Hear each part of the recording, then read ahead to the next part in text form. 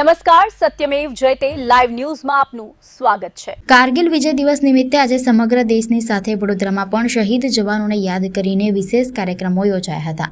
ભૂતપૂર્વ સૈનિકોની સંસ્થા વેટરન્સ ઇન્ડિયા દ્વારા ગાંધીનગર ગૃહથી ભવ્ય કારગિલ પરાક્રમ પરેડનું આયોજન કરવામાં આવ્યું હતું, જેમાં પૂર્વ સૈનિકો, યુવાનો અને મોટી સંખ્યામાં નાગરિકો જોડાયા હતા। 26 જુલાઈ કારગિલ વિજય દિવસ નિમિત્તે વેટરન્સ ઇન્ડિયા દ્વારા ગાંધીનગર ગૃહથી કારગિલ પરાક્રમ પરેડનું આયોજન કરવામાં આવ્યું હતું। મુખ્ય મહેમાનના હસ્તે લીલી ઝંડી બતાવી પરેડને પ્રસ્થાન કરાવવામાં આવ્યું હતું। શહેરના વિવિધ માર્ગો પરથી પસાર થઈ પરેડ ફરી ગાંધીનગર ગૃહ ખાતે પૂર્ણ થઈ હતી। આ પરેડનો મુખ્ય હેતુ કારગિલ યુદ્ધના શહીદોના બલિદાનને યાદ કરવાનો અને યુવા પેઢીમાં દેશભક્તિની ભાવના મજબૂત કરવાનો હતો। મોટી સંખ્યામાં નાગરિકોએ પરેડને વધાવી હતી અને દેશના જવાનોના શૌર્યને સલામ કરી હતી।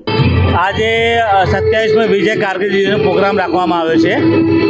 આ પ્રોગ્રામમાં સૌથી પહેલાં દેશના જે 527 જવાનો શહીદ થયા હતા એમને શ્રદ્ધાંજલિ અર્પે છે અને કારગિલ વિજય દિવસની ઉજવણી તરીકે આપણે એનું ઉજવણી કરીએ છીએ।